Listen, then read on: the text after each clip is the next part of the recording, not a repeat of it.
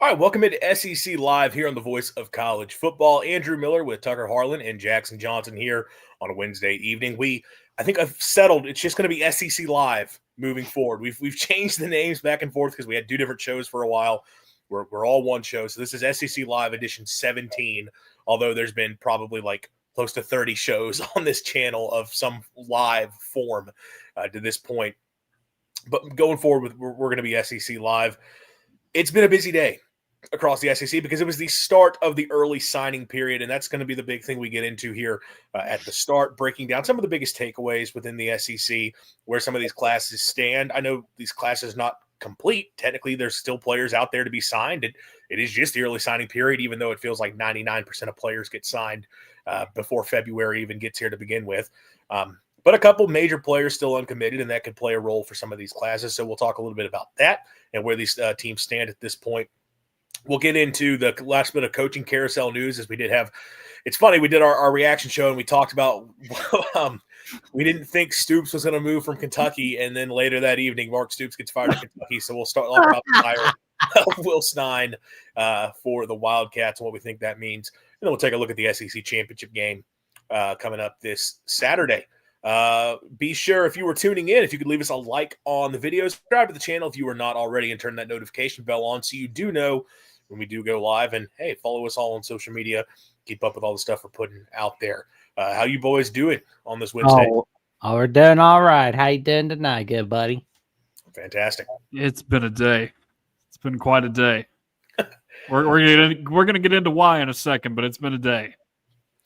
It has been a day for Tucker's Tennessee Vols. They had a lot going on, and that's definitely one of the storylines we want to get into. Lost the guy to Auburn. Well, yeah. One of the storylines we want to get into for sure is what Tennessee was able to do on this signing day. Just a quick rundown of where the classes stand across the conference, and I'm going by the 247 Sports composite rankings. SEC did not have the top class, first time since, I believe, 2008, as Jackson was telling us earlier in our chat. I guess that was Miami back in 08 that happened. USC gets the top class in the country. The Big Ten actually gets the top two because they also had Oregon right up there. Or do they have the top three? Who was in number three? Notre Dame. Okay, so effectively a Big Ten team, even though not officially a Big Ten team. Number 4 class in the country, and again, this is off the 247 composite. Alabama, so they take the top class in the SEC. Georgia right behind them at 5th. Tennessee at 7th, which is the highest class for the Vols since, I think, 2015. Texas with the number 8 class. Texas A&M 9th. LSU 12th. Oklahoma 15th. Florida 16th. South Carolina 23rd. Mississippi State 26th. Vanderbilt 31st. Ole Miss 33rd. Missouri 34th. Auburn 35th. Arkansas 56th. Kentucky 66th. Obviously, those programs in a rough place right now with some of the coaching changes. I guess we have some storylines to get into, but Jackson, your Tide did get the top class in the SEC. Of course, things could still change. Could be some commits who go one way or the other over the next couple of days. But just some of the big takeaways for Kalen DeBoer and going into his, I guess this would be his 3rd class in Alabama, technically, or second and a half. Oh, yeah, like that. Yeah, the second full class. Right. 3rd full class going into 2026, but still, though. I mean, we lost a guy to Tennessee today, J.J. Finch, because he's going to be jet planing over to Knoxville today.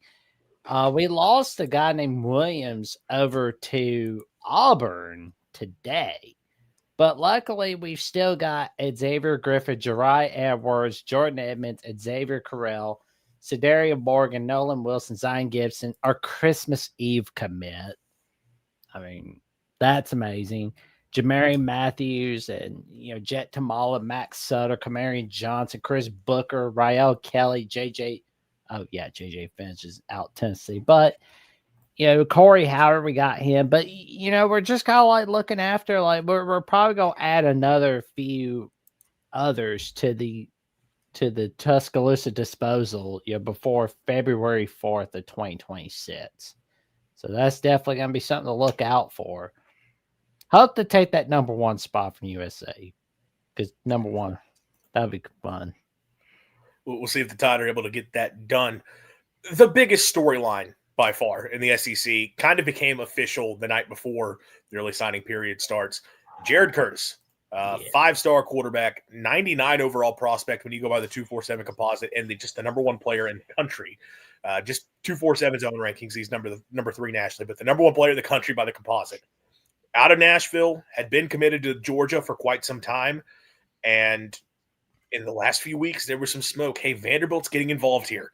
Like, they are making a very real push to keep the hometown hero coming to Nashville. And sure enough, the flip happens. It had been alluded to for quite some time. I think early in the day, Tuesday, it was reported it was going to happen. And then Curtis comes out and says, I have not made any sort of announcement decision, which he then later makes the announcement decision, which was very clearly like he had decided, but he just wanted to put it out himself, which, hey, I understand that. I don't fault the kid. Like the biggest signee Vanderbilt football has ever had, and I don't think it's even close. A big time commitment that adds major relevancy to the Vanderbilt Commodores program. That's obviously jumped up here over these last couple of seasons under Clark Lee with Diego Pavia. There's been a lot of talk of, well, once Diego Pavia is gone, that's going to be it for Vandy. And it looked like for a second they might lose Clark Lee too, because his name was coming up for a lot of these coaching openings across the country. But Clark Lee signs a new deal with Vanderbilt. And yeah, Pavia may be gone, but they're bringing in another 5-star now right behind him. There's also a couple other 4-star prospects in the class and some good 3-stars. It's a good class by Vanderbilt standards, and really just by anybody's standards when you're talking about a 5-star quarterback coming in. Are the Commodores here to stay in the SEC? Is this going to be a team we have to deal with moving forward? That seems like the message they're trying to send for sure, because that was my big question after this season with Vanderbilt was, are they here to stay? Is this just Clark Lee profiting off a good business decision? And is Vanderbilt about to regress back into the Vanderbilt that most of us know and love? And that appears not to be the answer here. Now, Jared Curtis flipping to Vanderbilt, it's historic in every sense of the word. It's a historic commitment for Vanderbilt, what that program is. And I hate to say it, but they are making a very serious commitment to athletics in that athletics department that we've never seen from them. Like, I know the baseball program has been really good for a long time, and there's some rule loopholes that they were able to get around with the NCAA, with having more scholarship players than everybody else for quite some time. But no, you're seeing it in basketball too. They're doing a really, really good job of making that place marketable for people, despite some of the high academic standards that they keep intact. And, good for Vandy for getting Jared Curtis. And I think, I don't know if I would call them a contender for the SEC in the future, but at the very least, that's a team that you're going to have to go through in order to get to a championship. It certainly feels like at least there's a level of competency that has not been there before. And your point about spending in athletics, it's not like Vanderbilt has not had the money before. The money has always been there at that school. It's just they didn't choose to invest. You're right. Like, baseball was the one sport where they would find ways to make it happen, because being a private school, there were some advantages they were able to have there in terms of the players they could bring in. That loophole is the right way to describe it. But also, baseball does not require the same type of money that a football program, a basketball program requires in order to build up a high-level program. But Vandy's had the money, and we've seen the upgrades to the facilities. And I don't want to sit here and say that this is just an NIL thing with Jared Curtis, although when you flip right before signing day, it's probably a big part of it.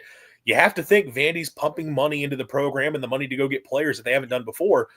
And, yeah, look, does that suddenly vault them into being an SEC contender long-term? Probably not. But if it creates some momentum, I mean, look, what if this is a foundation being laid? These past couple of years under Pavia, you're going to have more players interested in coming and being a part of that program. Maybe there is more happening. I mean, Jackson, you look at Vanderbilt moving forward, and you see this as something where this is a team that is going to make waves in the SEC for the foreseeable future? Absolutely. I mean, like, after Diego Pavia's gone, like Clark Lee staying, that whole flip from Curtis going from Georgia to Vanderbilt, that is a sign that Vanderbilt means business.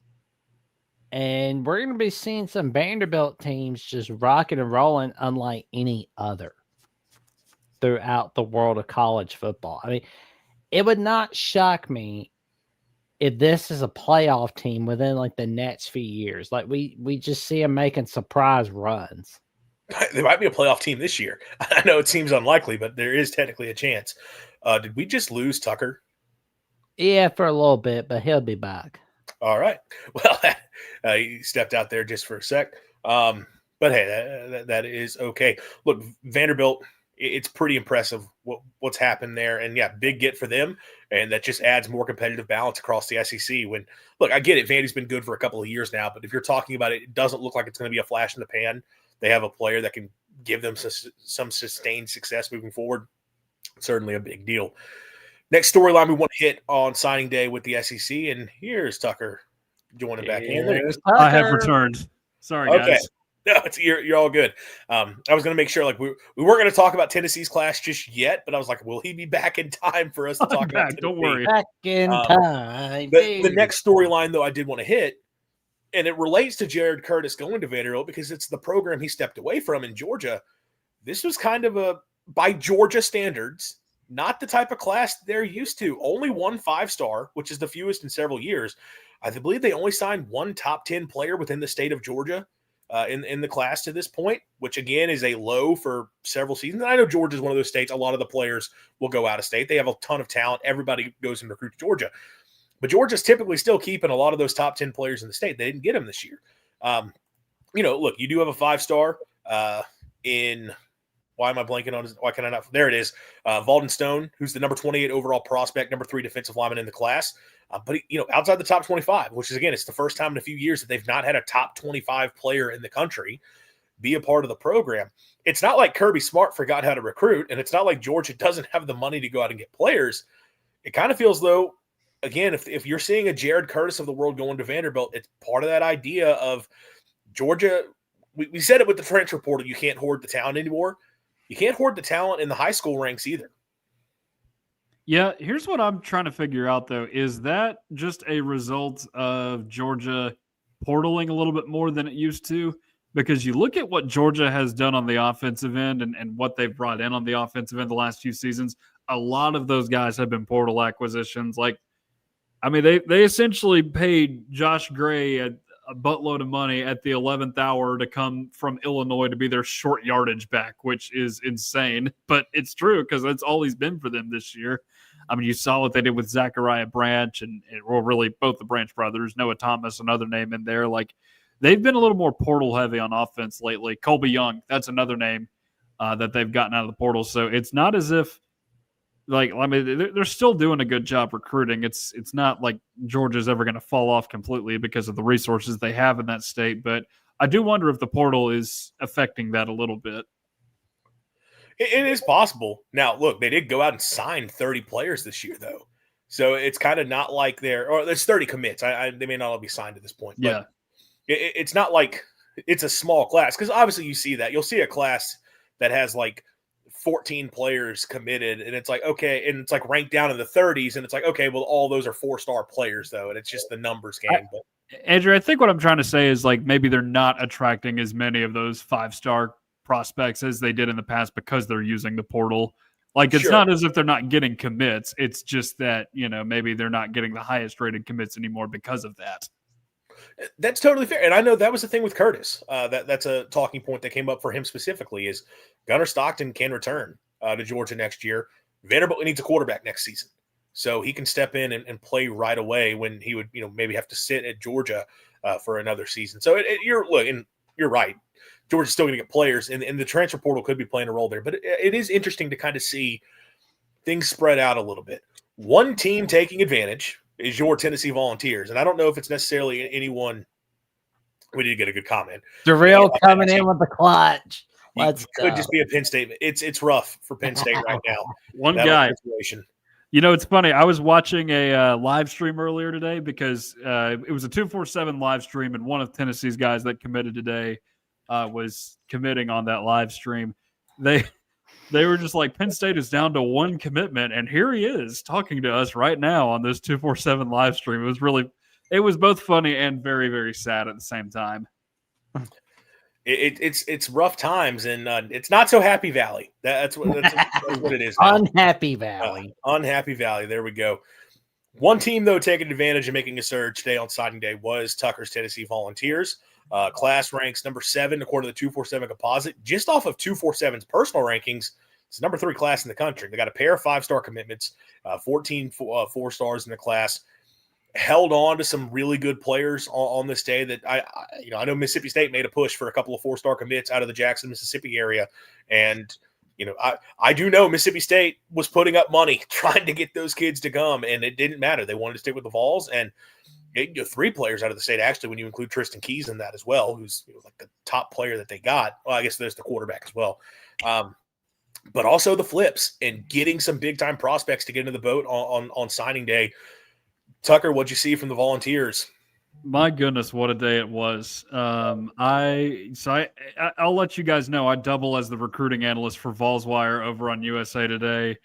This is the most stories I've put out in one day in a very long time, just because the news just kept coming today about commits. And, you started off actually with a little bit of an appetizer on Tuesday. You had a guy commit in Nuck Simmons. He is from Georgia, interior defensive lineman. He's only a 3-star, but he's one of those kids that's like not been playing organized football for very long, and they're really high on the upside. And there's a reason why, because his older cousin is none other than Jarvis Jones, the former Georgia and Steelers linebacker. So they like what they saw from him. I like his potential, and I see it there on his tape too. But on to what happened today. I mean, you're able to hold on to Faison Brandon, who has been, really the crown jewel of this recruiting class, if that's the best term I can use.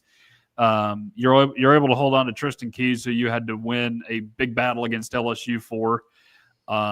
You got Gabriel Ascenda locked in. He's an in-state guy from Baylor School down in Chattanooga, but you got him pretty early on in the class. So you're able to hold on to all those guys, and then you fast forward to the afternoon, and you got 4 more commits today. You got Carter Gooden, a 4-star defensive end, previously committed to UCLA, and he's from Massachusetts. That's so with the Nico and Joey swap, you got some extra picks out of that in this analogy. Tennessee did, and Carter Gooden was one of said picks, but one of the highest rated players in Massachusetts, which I think Tennessee's only ever had like 4 or 5 players out of Massachusetts total. He's from Canada originally, so interesting tidbit there. But the other 3, this is an interesting one. So Legend Bay, who was committed to Tennessee all the way until sometime in mid-November, flipped to Ohio State in mid-November, flipped back to Tennessee today.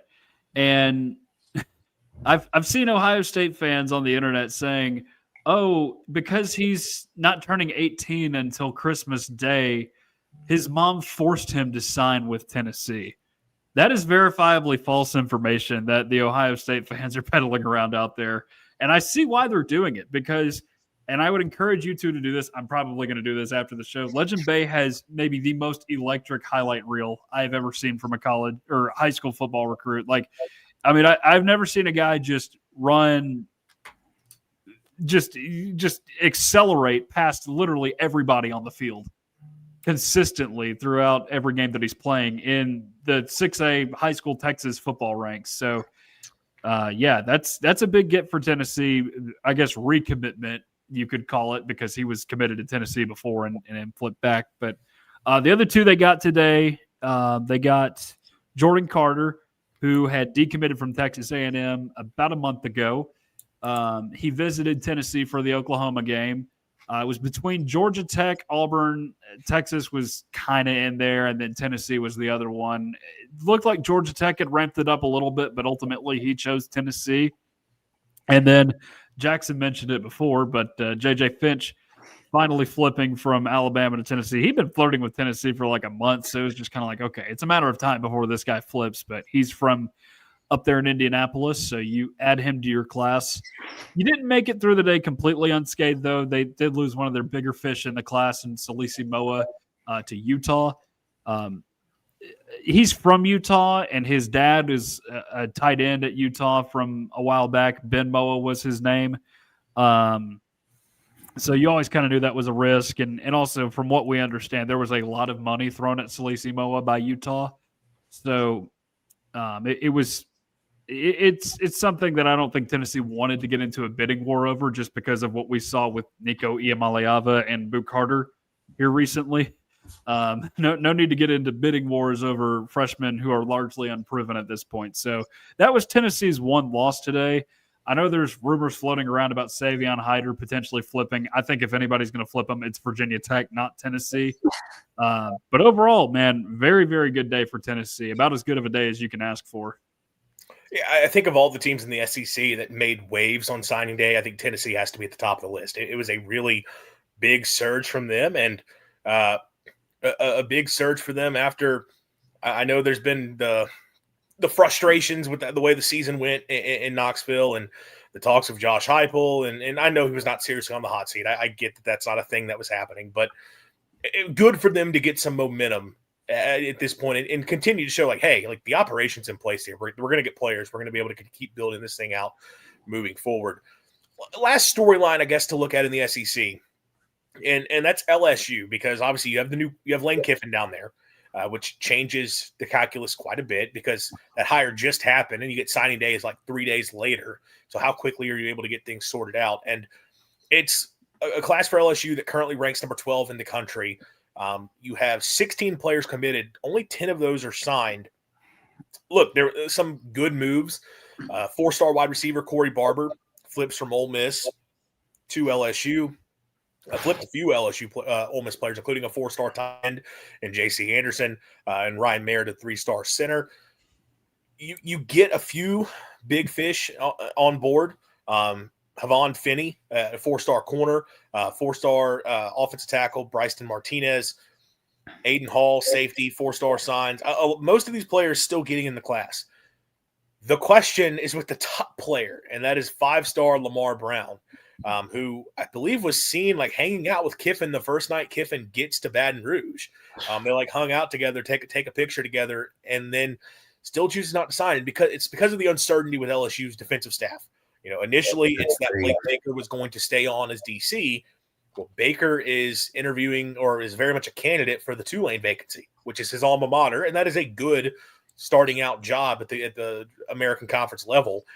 So it may be looking at LSU having to put in a new defensive staff. That's been a little bit of a holdup for a few of these players.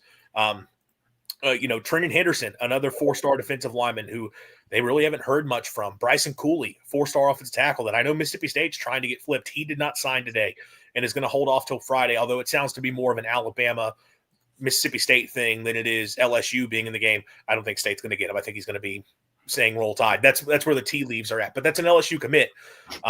They already lost a 4-star receiver in Kenny Darby. Now, they did get some really good news late today, that being their other 5-star commitment, Richard Anderson, along the defensive line. Not signed yet, but announced that he will be signing with the Tigers. So even though I don't believe he got that done today, I guess within the next couple of days, he will sign with LSU and stick on. But top player in the class not there. They've got a few guys they got to get figured out. I mean, there's been a couple recruiting wins, but I think Kiffin definitely has to get – you have to have Lamar Brown be a part of this class to get people fully bought in. You have to make sure you get that settled, which means you got to get your defensive staff settled.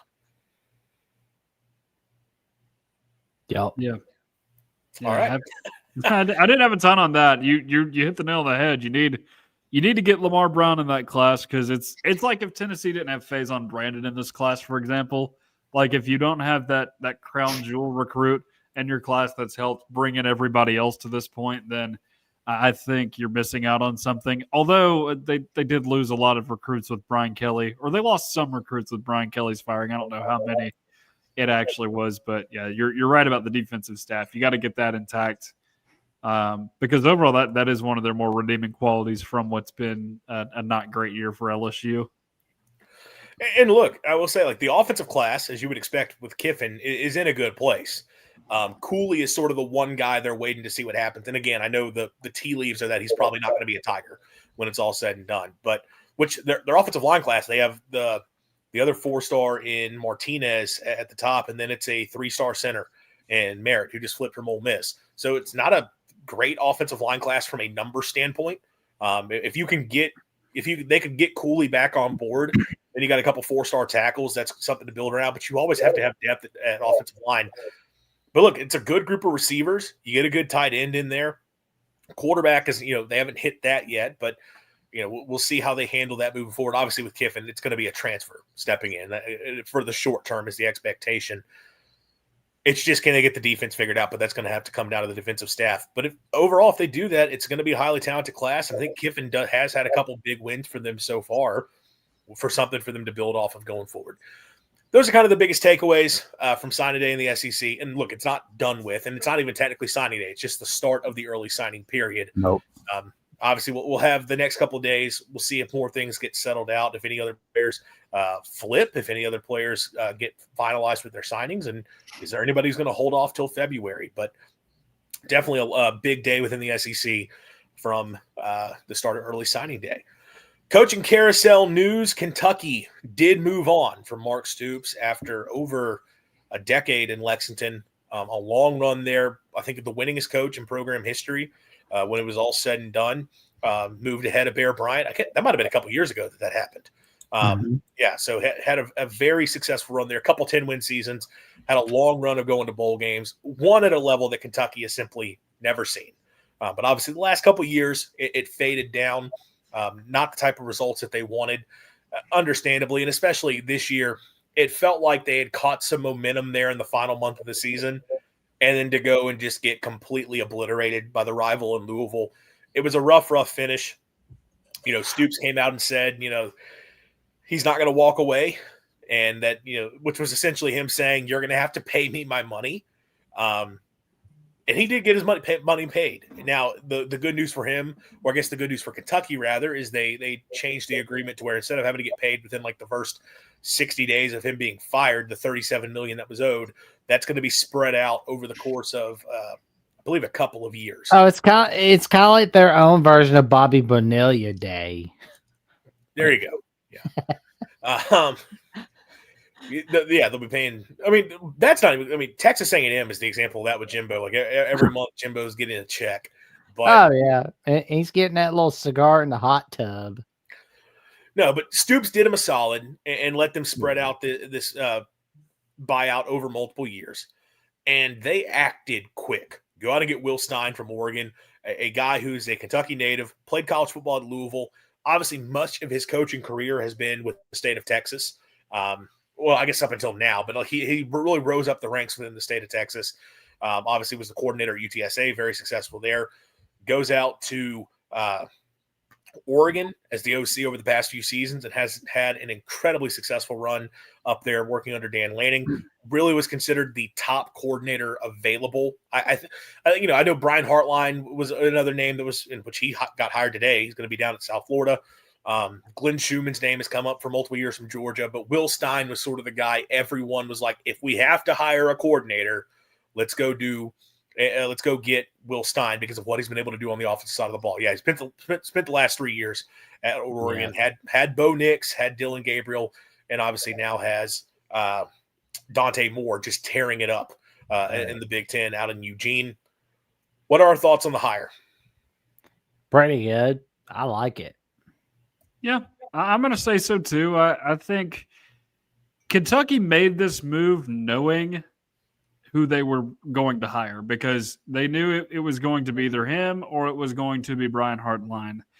And you have to give credit for them for acting quickly because, this was not a phenomenal year for Kentucky, obviously going 5-7. It was, if you're just looking at the overall record, an improvement from last season. You did get a couple SEC wins down the stretch, albeit against not so great SEC teams in Auburn and Florida, but they made this move. They acted quickly. And I think they need some, I think with the fact that he's only 36 years old, that's kind of a rejuvenation for this fan base, I think is what they needed because Kentucky, when you're winning and you're playing football where you're just trying to run the football all the time, your quarterbacks are just okay, and then you're banking on your defense. It's fun when you're winning 7 to 10 wins a season in a place where they don't win super often. But once that starts to just run its course and it loses its value, it's really hard to watch after a while. And I think that may be the sentiment there with Kentucky. And again, this is a guy that was tenured at Kentucky for 13 years, which is a pretty long time anywhere, let alone at a place where they don't win super often. So overall, I think this is a good hire for Kentucky. They knew what they wanted, and they went out and got it. So you have to give them credit. And it once again begs the question, what the hell is Penn State doing? They've got a failure to communicate is what they've got going on. I mean, they missed out on Bob Chesney. They let UCLA get him, which I will say UCLA's finally making some good choices. Yeah, Penn State, it's crazy. But from a Kentucky standpoint, I think you're right. It is very clear what they are going for here. You've had the style that has been in place under Stoops, which it is funny. I think we forget his first OC at Kentucky was an air raid OC. He had Neil Brown. He kind of tried to follow the mold that his brother did at Oklahoma, like go out and get a guy who runs the air raid opposite of your defense.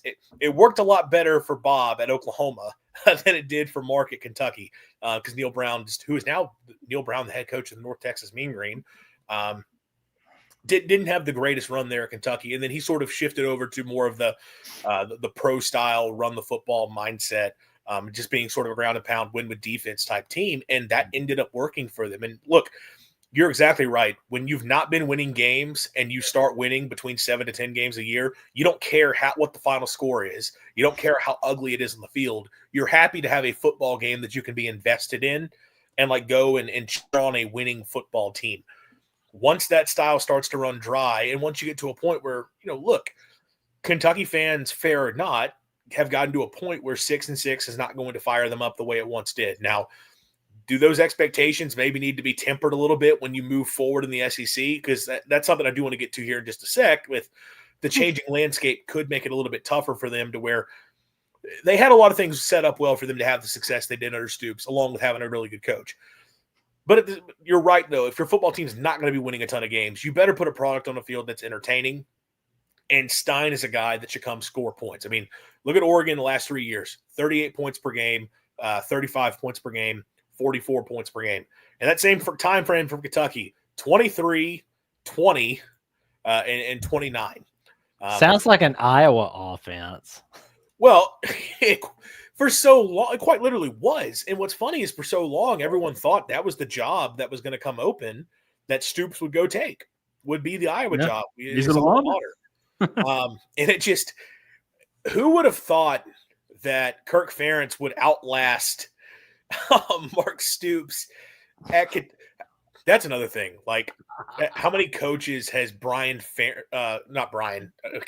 Ferentz. Brian is his horrible failure son. Kirk is Father Time himself. He's literally the longest active coach, the last one that's from the 20th century. Like, that's the funny part right there. There have been so many coaches. There have been coaches who have probably – I guarantee there have been successful coaches whose entire coaching careers have happened within the time frame of Ferentz at Iowa.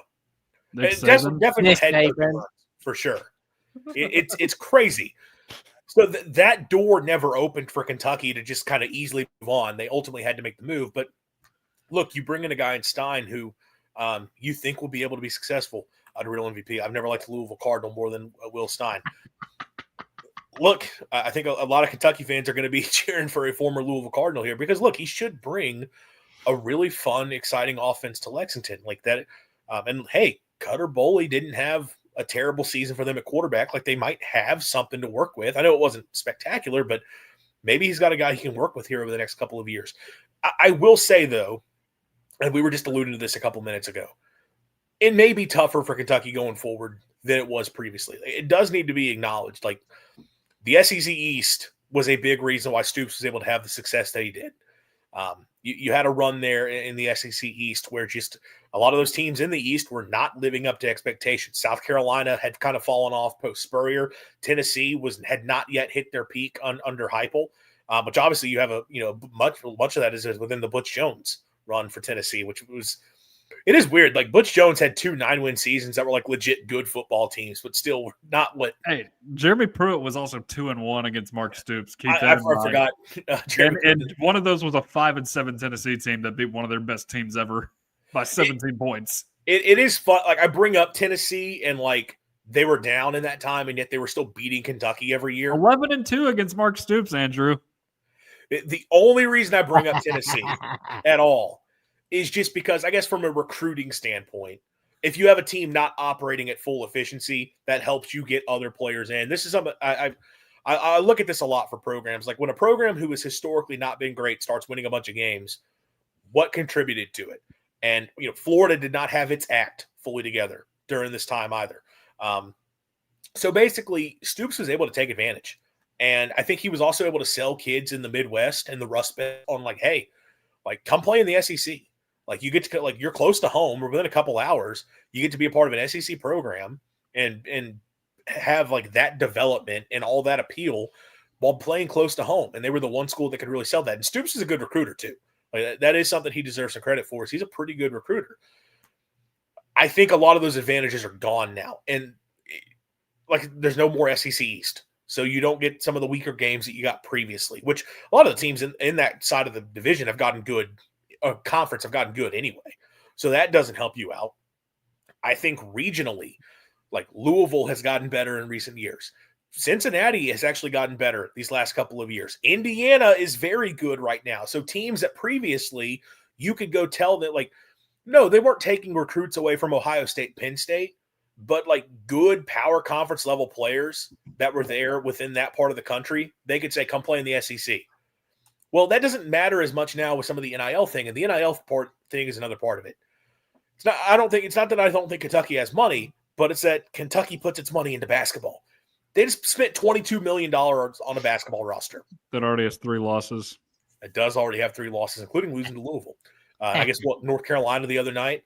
Yeah, last night, Michigan State, they got thumped by Michigan State. I can't wait for Indiana to beat Kentucky. Like, that's going to be fun.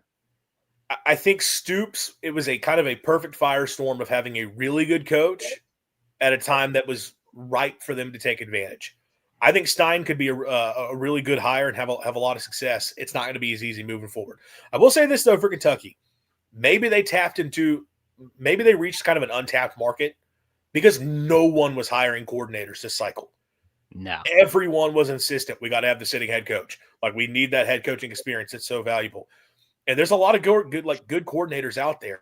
Like, some of these coordinators are going to become good head coaches. I can't even say it this year because some of them aren't going to get jobs this year because nobody wants to hire them. But there's a chance they kind of got – it's not a hidden gem. Everybody knew who Will Stein was, but previous years, Will Stein would have been one of the top candidates available nationally because you would just go hire the top coordinator from one of the best teams. Didn't happen this year, and Kentucky's able to go out and get him. So I think they'll certainly be an interesting team to watch.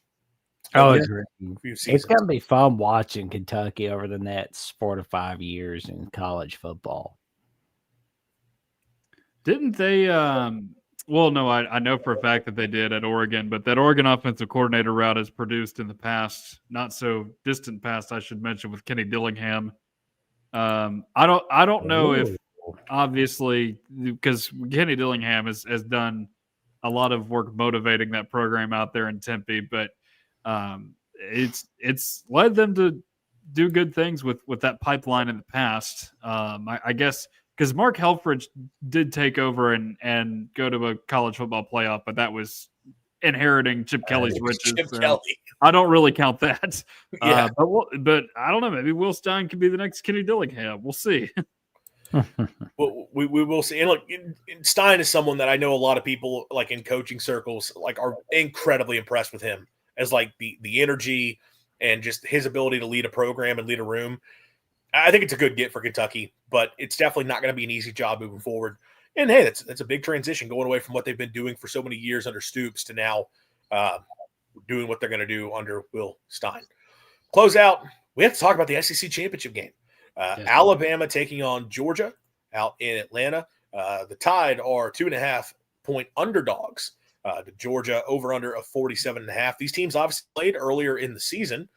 Alabama got the win on the road in Athens by a score of 24-21. All the points scored in the first half, but that's all they needed. All they needed were those first half points because the defense did just enough and they were able to hold on. The fourth down stops there late. I think Caden Proctor having some crazy plays in this one, if I remember correctly. So and Bama's offense was lighting it up in the first half as well. And really good game from Ty Simpson in the first half of that game, operating the Bama offense. Georgia did run the ball well in that matchup last time, but it was kind of too little too late for them. Weren't able to quite get it done. Jackson, it's your team, and I'm sure it's a matchup you've been paying very close attention to. So, I mean, just what are your thoughts? Do you like Bama's chances of? Oh, I do. Here? I like their chances really because I mean, like honestly, we always seem to get it rolling over the Bulldogs. Like we're basically kryptonite. I mean, like Alabama's kryptonite over Georgia. Oklahoma seems to be kryptonite for Alabama, but like Georgia is kryptonite for Texas, and Texas A&M's kryptonite is Texas. So it's like that's something I've noticed. That's fair. So it's like it just goes round and round and round and round throughout the SEC. Well, look, I mean, Kirby even post the Saban can't beat Alabama. He's got the one win. It was a big one. But it's the one win, and they also never win in this game, in the SEC championship game. I will say, I think Georgia has overall looked more impressive down the stretch. Yeah. Now they weren't super pretty against Georgia Tech in that game, but look, Georgia did have it rolling there for a few weeks, whereas the Tide, I think, have kind of had to hold on. I mean, Tucker, you look at this matchup. Just what are some of your big thoughts? Yeah. So one thing, Jackson, and you have not mentioned yet, Andrew. Is that, the one win was in a game where Georgia was playing Alabama for the second time that season. That's the only time that's happened. Yeah. Keep that in mind. But no, the SEC championship, you're right. They have not done well against Alabama for the most part. They've played, 5 times in the last 15 years? And let's see, they played in the 2018 Natty. They played in the 2020 season. They played in the 2018 SEC title game. Yeah. Played in the 2021 SEC title game. 2022 Natty. 2023 SEC title. Last year in the regular season, and this year in the regular season. Yeah. I was thinking mainly about SEC championships, which I believe that number's 5. And it's not gone the way of the Bulldogs. Most of those are good games, aside from the 21 game where Bama kind of ran away with it. But there is going to, and I guess I've been saying this about both of these teams all year because they just seem to slide past other teams all season long. Like Alabama, they are akin to a hot basketball team where they're just on a nice heater for a little while. Like they've stacked impressive wins in consecutive weeks for 4 consecutive weeks against ranked teams, which is impressive stuff by them. That said, I mean this team is woefully bad at running the football. Defensively, they're good enough, and then they just rely on the passing game so much on offense. It's like, at what point is that going to come back to bite them? And the other thing that I'm wondering about this game, and just looking at it from the Georgia perspective, when are they not going to narrowly escape again? And oddly enough, the last time they didn't, it was against Alabama at home, because it just feels like all year Georgia has been sliding past people. They made a deal with the devil in Neyland Stadium. They did it again against Ole Miss a few weeks later. You had the fake timeout in Auburn, the Plains. Oh, yeah. That got Jeffrey riled up. Yeah, and it got an official fired. That has never happened to my knowledge. They have been sliding by all year, and people are just like, oh yeah, their experience is helping them out in so much to do that each and every week. And it's just like, when is that going to run out on you? Like, we saw it run out with that Jameis Winston Florida State team in 2014, where all hell broke loose in that Rose Bowl against Oregon, and they lost by 30-something points. So, 39. I think it's just a matter of who's going to get away in this one. I do imagine it's a close game. I think the other question I have for this game, and I'm sure this is something we'll want to address, but what happens if Georgia wins? What stance does the committee take with Alabama? Because we can't trust this committee with anything. I'm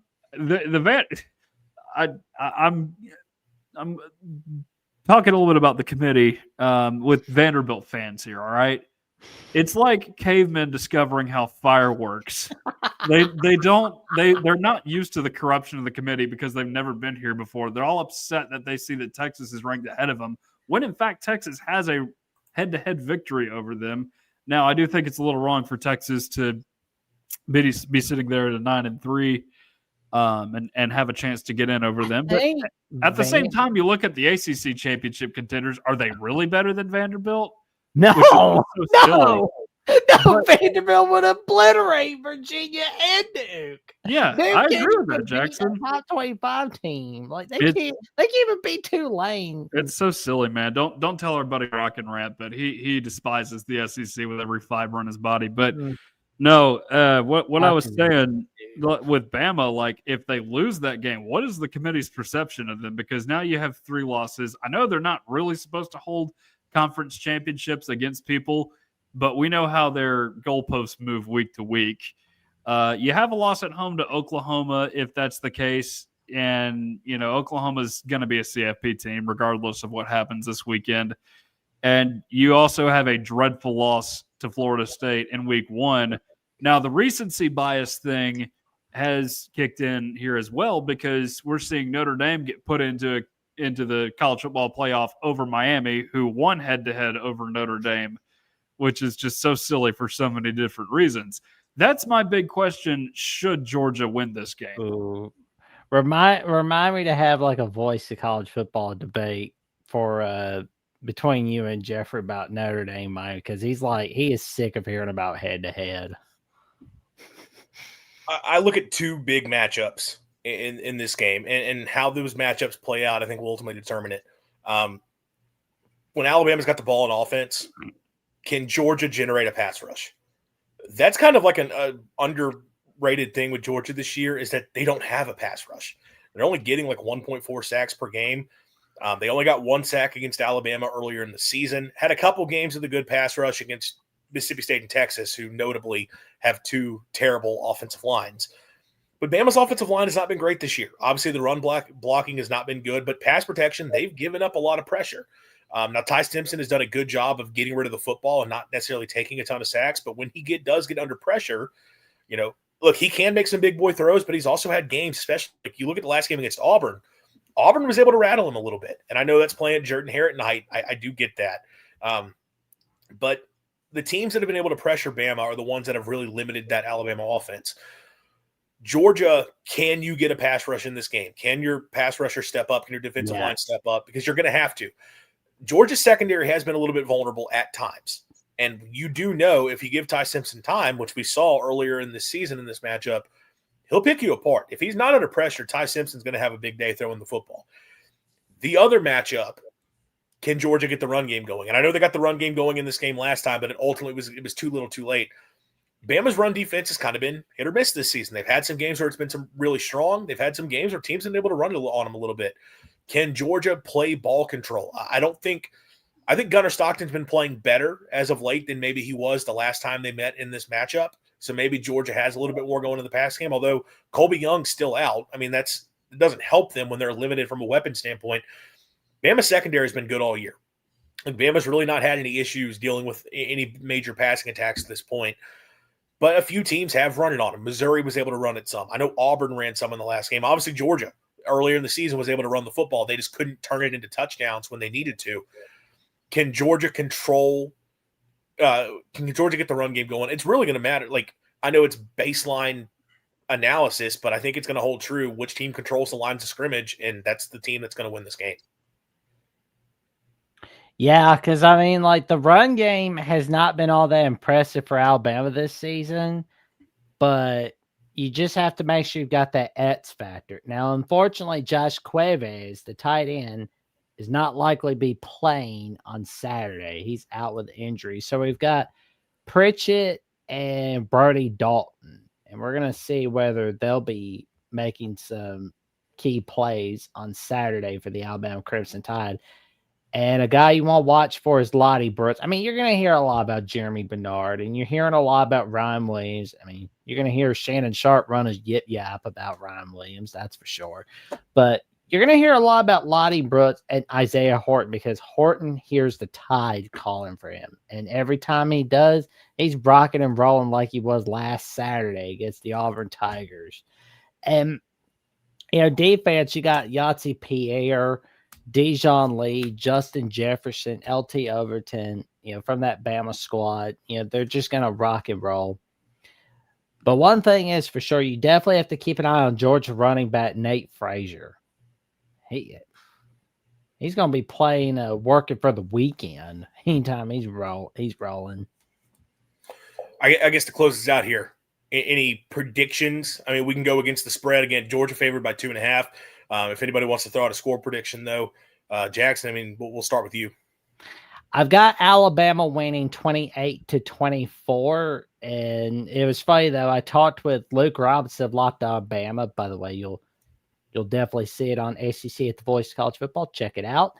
And I think I also predicted that with Harris Serena of UJ Sports on 3. I'm not sure, but yeah. So I got Alabama winning 28-24. I got a feeling this is not going to be a high-scoring game, but it's not going to be a low-scoring game. It's going to be exactly like a few months ago, where there was 0 points scored by Alabama in the second half and a touchdown scored only by the Georgia Bulldogs in the third quarter. I'm not saying we're going to see that. I'm just saying there's going to be moments where you see no scoring, low scoring, but not a lot of high scoring either. I think I have to side with you, Jackson. These two teams don't generally get into shootouts when they meet. I know, I guess you could call the 2018 SEC championship game a shootout to some extent, just because Alabama had to scrap and claw its way back into that game. And then, of course, last season's regular season game in 24, where Georgia comes back, takes the lead, but then Bama had that play with Ryan Williams to go down and win it. I think it has to be pretty similar to that. I think Georgia's going to win it this time around. Something tells me, just because it's that whole football cliche of it's hard to beat a good team twice. That has me thinking that. Now, granted, there is a chance that they play 3 times this year, which is something that I don't think we've seen. I'm going to research this after we get done here. I don't remember the last time any football teams have played each other 3 times in a season. I don't think we've had that happen. I mean, NFL, it has. Well, yes. But I'm just thinking college. Giants Cowboys 2007 in the NFL. That's one I keep thinking about. Oh, yeah. I mean, it happens because you'll have the divisional teams play each other and then play each other again in the NFL playoffs. But no, I don't. To my knowledge, I don't have any idea of times in which that's happened, but it could happen again. I do think Georgia will find a way again. I do think it'll be close. And like Jackson, I don't think it'll be terribly high scoring. I'm going to go Georgia 27, Alabama 21. I don't know if I've got a score prediction. I'm really tempted to take Georgia just because I feel like they're so due in the series, and I feel like I've been more impressed with Georgia overall down the stretch. I think Bama's resume, I think to this point of the season, has been more impressive, but the way Georgia has handled business, you're right, Georgia was getting away with it for a lot of the year, and the Georgia Tech game, I get it, like that game was close, but I kind of think they've really turned a corner. That said, I do think Alabama matches up fairly well against Georgia, like just well enough that they'll be able to limit them. I definitely think it's a lower scoring game. I'll take the Tide to cover, but I think this is a close game, could easily go either way. But yeah, I'll stick with Bama just because that's sort of the safe pick when they're playing Georgia in the SEC championship game, as it typically ends up working out. I suppose we got to figure out what we're going to do from a scheduling standpoint for the weekend, because we got to recap the SEC championship game. We also got to talk about whatever's going to happen with the college football playoff. Oh Jackson yeah, have a post game show. So I'll be doing the post game show for the Alabama channel and the ACC title game, but we'll definitely figure something out. Hey, Yeah. I maybe suppose we maybe we could do like a little live reaction watch party to find out who's going to be going to the playoffs Sunday. That'd be cool. could do that potentially. Could talk about bowl games too when they come about. I know bowl games are not as interesting to some people. Oh, who says bowl games aren't interesting? They're interesting to me. I agree, Jackson, because the games last year were actually significantly better than all the games of the college football playoff, except for maybe 1 or 2 CFP games. Well, you will definitely see some configuration of us on the channel this weekend, possibly having some sort of a reaction. But again, if you want a reaction to the Alabama game, you can go follow Alabama on the Voice of College Football because Jackson will be doing post game there. But of course, we will definitely take a look at what's going to be happening for the post game after the SEC championship game. What's going to be happening for the college football playoff? You're going to want to check it out here on SEC at the Voice of College Football. Josh was not able to do the stream tonight. He had to do some Oklahoma stuff, so that's why he is not here. But we'll see if he's able to get into the fold this weekend. Appreciate everyone who tuned in, and for those of you who are part of the chat, really enjoy the interaction throughout the show. If you haven't already, please leave us a like on the video, subscribe to the channel, turn that notification bell on so you do know when we do go live. And that'll do it for us tonight. We will see you all next time. College football is even more exciting when you've got some action on the line, and the games are even better when you're cashing in. And the Voice of College Football is the place to be to get the greatest value. Start with my picks. 75% against the money line, 58% against the spread, and I've got a 40-plus year track record. 11-0 in the college football playoff for me last year against the money line, 8-3 against the spread. And I'm just the warm-up act. Steve Merrill of Wager Talk is our ace in the hole, show stopper. 7 years with the Voice of College Football, over 30 years in the industry. Steve gives us analysis on all the big games, but you can't miss Steve's weekly under-the-radar pick. 28-12 against the spread the last 3 years. You also get picks from some of our top analysts here at the Voice of College Football, including Corey Bratta, Matt Zemek, and Steve Dace. Check out those numbers. Become a YouTube or Patreon member for just $99 per month. Go to the main channel on YouTube, click join, and then select the betting tier. Do the same thing on Patreon. Make 2025 a winner now.